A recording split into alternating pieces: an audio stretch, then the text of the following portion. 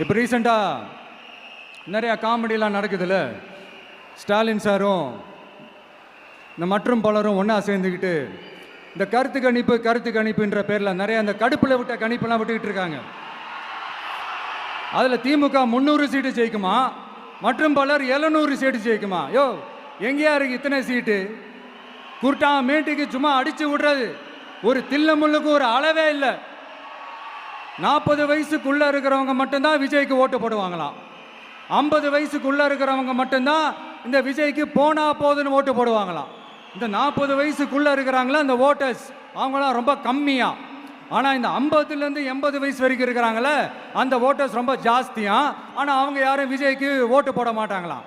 இப்படி பில்டப் மேலே பில்டப்பு ஓங்கி மண்டையில நறுக்குன்னு குத்துற மாதிரி நம்ம எலெக்ஷன் கமிஷன் ஒரு டீட்டெயில்டு ரிப்போர்ட் ஒன்று வெளியிட்டிருக்கிறாங்க.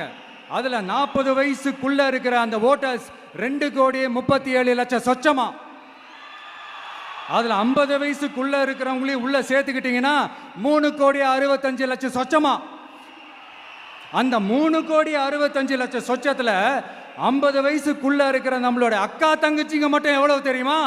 1,77,00,000 சொச்சமா.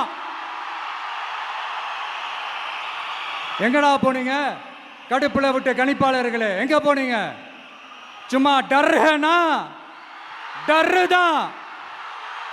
இந்த கடுப்புல விட்ட கணிப்பாளர்களுக்கு ஒரே ஒரு கேள்வி.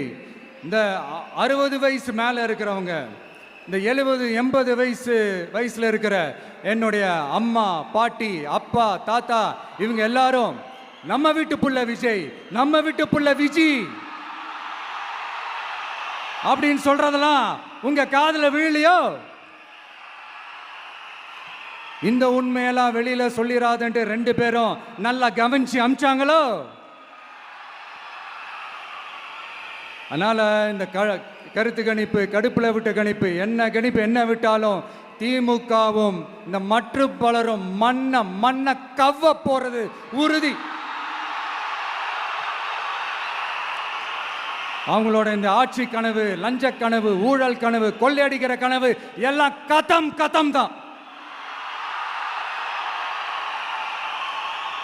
இப்போ ரீசெண்டாக பாண்டிச்சேரி எலெக்ஷன்ல, அந்த எலெக்ஷன் டேல கிட்டத்தட்ட 90% மேலே போலிங் ஆயிருக்குது. விட்டா 100% ஆயிருக்கும் போல் இருக்கு. அதே மாதிரி போலிங் நம்ம தமிழ்நாட்டில் நடக்குதா இல்லையான்னு பாருங்க.